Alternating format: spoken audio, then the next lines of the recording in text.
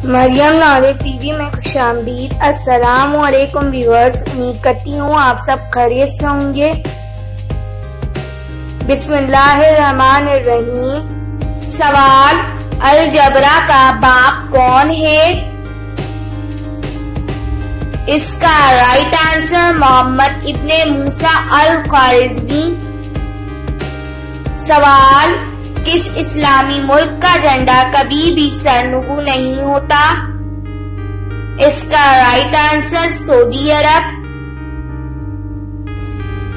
सवाल, दुनिया का सबसे छोटा बर्रे आजम कौन सा है? इसका राइट आंसर ऑस्ट्रेलिया है। सवाल, इंसानी सर में कुल कितनी हड्डियां होती हैं? इसका राइट आंसर 8 हड्डियां होती हैं। सवाल, स्कूल का मतलब क्या है?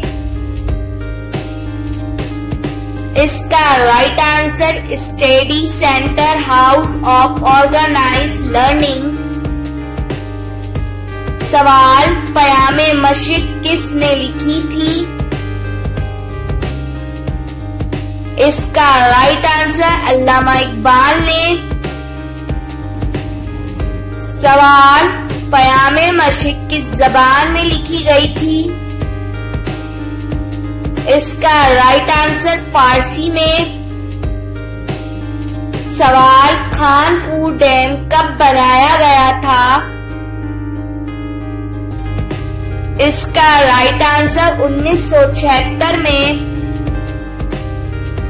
सवाल, मुस्लिम लीग के पहले सदर कौन थे?